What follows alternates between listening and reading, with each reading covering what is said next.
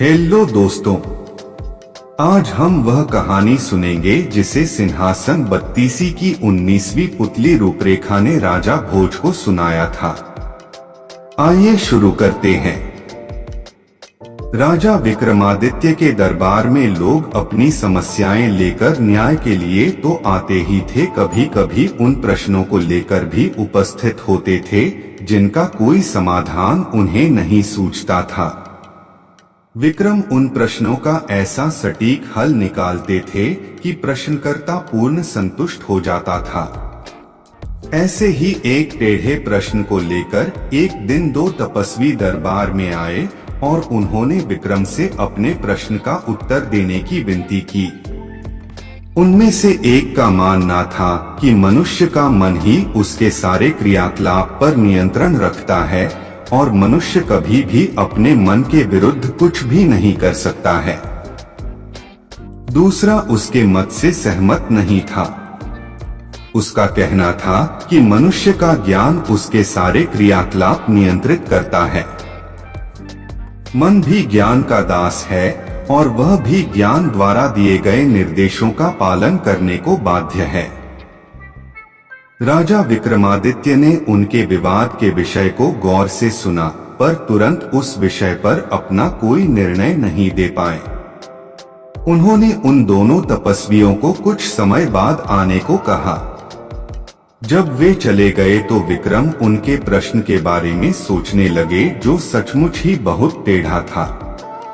उन्होंने एक पल सोचा कि मनुष्य का मन सचमुच बहुत चंचल होता है और उसके वशीभूत होकर मनुष्य सांसारिक वासना के अधीन हो जाता है।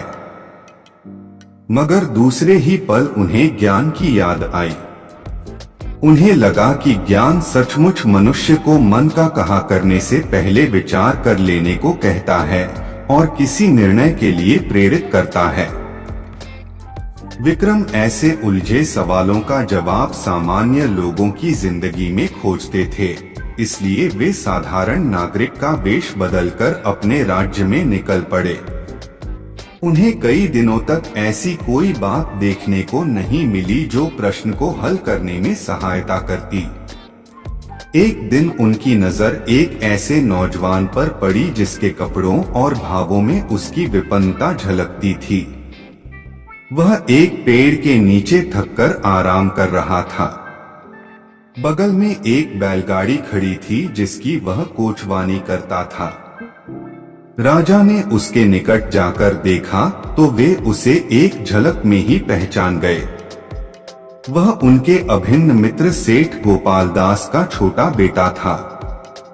सेठ गोपाल दास बहुत बड़े व्यापारी थे और उन्होंने व्यापार से बहुत धन कमाया था। उनके बेटे की यह दुर्दशा देखकर उनकी जिज्ञासा बढ़ गई। उसकी बदहाली का कारण जानने को उत्सुक हो गए। उन्होंने उससे पूछा कि उसकी यह दशा कैसे हुई, जबकि मरते समय गोपाल दास ने अपना सारा धन और व्यापार अपने दोनों पुत्रों में समान रूप से बांट दिया था। एक के हिस्से का धन इतना था कि 2 पुश्तों तक आराम से जिंदगी गुजारी जा सकती थी। विक्रम ने फिर उसके भाई के बारे में भी जानने की जिज्ञासा प्रकट की। युवक समझ गया कि पूछने वाला सचमुच उसके परिवार के बारे में सारी जानकारी रखता है। उसने विक्रम को अपने और अपने भाई के बारे में सब कुछ बता दिया।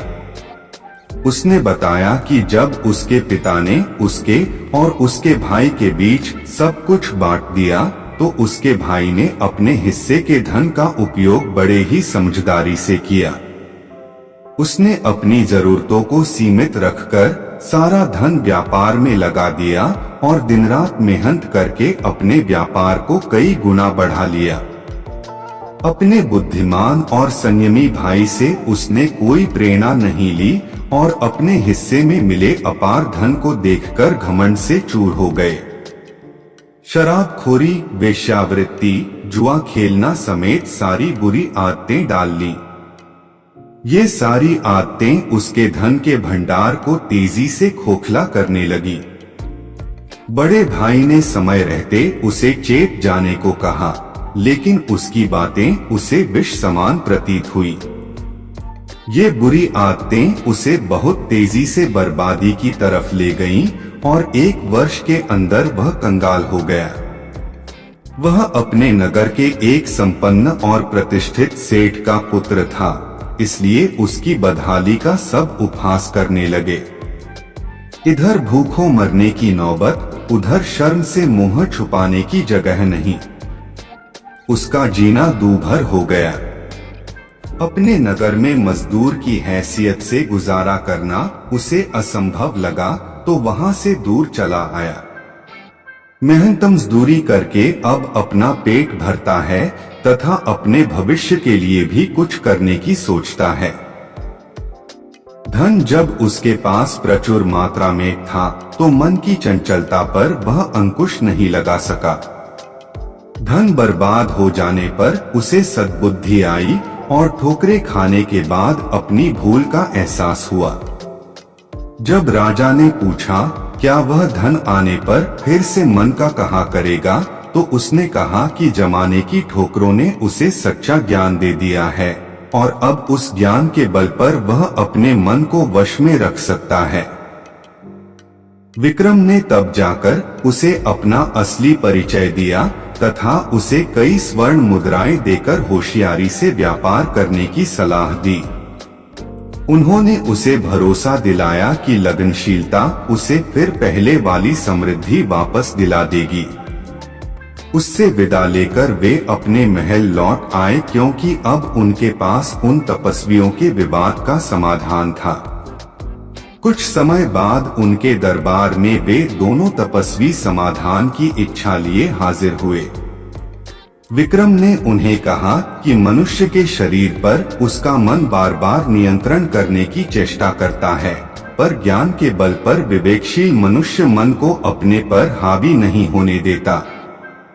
मन और ज्ञान में अन्योनाश्रय संबंध है तथा दोनों का अपना अपना महत्व है। जो पूरी तरह अपने मन के वश में हो जाता है, उसका सर्वनाश अवश्यंभावी है। मन अगर रथ है तो ज्ञान सारथी, बिना सारथी रथ अधूरा है। उन्होंने सेठ पुत्र के साथ जो कुछ घटा था उन्हें विस्तार पूर्वक बताया, तो उनके मन में कोई संशय नहीं रहा। उन तपस्वियों ने उन्हें एक चमत्कारी खड़िया दिया, जिससे बनाई गई तस्वीरें रात में सजीव हो सकती थीं और उनका वार्तालाप भी सुना जा सकता था। विक्रम ने कुछ तस्वीरें बनाकर खड़िया की सत्यता जानने की कोशिश की, तो सचमुच खड़िया में वह गुण था। अब राजा तस्वीरें बनाकर अपना मन बहलाने लगे। अपनी रानियों की उन्हें बिल्कुल सुध नहीं रही। जब रानियां कई दिनों के बाद उनके पास आईं, तो राजा को खड़िया से चित्र बनाते हुए देखा। रानियों ने आकर उनका ध्यान बटाया, तो राजा को हंसी आ गई और उन्होंने कहा वे भी मन के अधीन हो गए थे। अब उन्हें अपने कर्तव्य का ज्ञान हो चुका है। आप इसी तरह कहानी सुनते रहे, खुश रहे और हमारा चैनल जरूर सब्सक्राइब कर ले। धन्यवाद।